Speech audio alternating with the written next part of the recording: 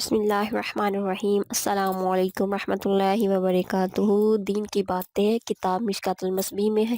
حدیث نمبر 1 میں حضرت عمر بن خطاب رضی اللہ تعالیٰ عنہ سے روایت ہے کہ ایک مرتبہ ہم لوگ نبی کریم صلی اللہ علیہ وآلہ وسلم کی مجلس میں بیٹھے ہوئے تھے کہ اسی دوران ایک شخص آیا جس کے بال انتہائی سیاہ تھے اور کپڑے انتہائی سفید تھے، اور اس پر کوئی سفر کے نشان بھی نہیں معلوم ہو رہے تھے، اور ہم میں سے کوئی انہیں جانتا بھی نہیں تھا۔ وہ شخص نبی کریم صلی اللہ علیہ وآلہ وسلم کے گھٹنوں کے ساتھ گھٹنے ملا کر بیٹھ گئے اور اپنی زانوں پہ ہاتھ رکھ کے فرمانے لگے کہ اے محمد صلی اللہ علیہ وآلہ وسلم، آپ مجھے اسلام کے بارے میں بتائیں۔ تو نبی کریم صلی اللہ علیہ وآلہ وسلم نے فرمایا کہ اسلام یہ ہے کہ تم اس بات کی گواہی دو کہ اللہ تعالیٰ کے سوا کوئی معبود نہیں، وہی عبادت کے لائق ہے، اور حضرت محمد صلی اللہ علیہ وسلم کے اللہ کے آخری بندے اور رسول ہے، اور تم نماز قائم کرو، زکوٰۃ ادا کرو، اور اگر گنجائش ہو تو بیت اللہ کا حج کرو، اور رمضان مبارک کے روزے رکھو۔ اور پھر وہ شخص بولا، آپ نے صحیح فرمایا۔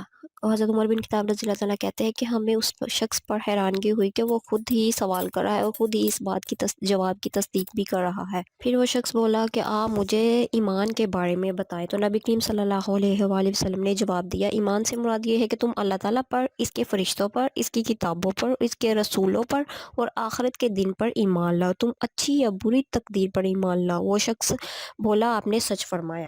اور پھر وہ شخص بولا، آپ مجھے احسان کے بارے میں فرمائیں۔ تو آپ صلی اللہ علیہ وآلہ وسلم نے جواب دیا کہ احسان یہ ہے کہ تم اللہ تعالیٰ کی عبادت یوں کرو کہ جیسے تم اللہ تعالیٰ کو دیکھ رہے ہو، اور اگر تم نہیں دیکھ رہے تو یہ سوچو کہ اللہ تعالیٰ تمہیں دیکھ رہا ہے۔ اور پھر وہ شخص بولا،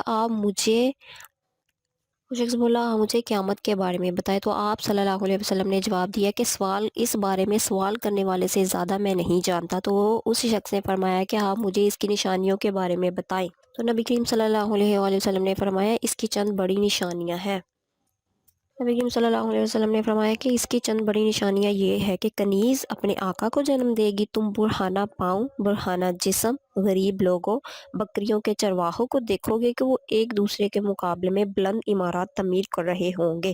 حضرت عمر بن خطاب رضی اللہ عنہ فرماتے ہیں کہ پھر وہ شخص چلا گیا۔ کچھ دیر گزری تو نبی کریم صلی اللہ علیہ وسلم نے مجھ سے دریافت کیا، اے عمر، کہ تم جانتے ہو سوال کرنے والا شخص کون تھا؟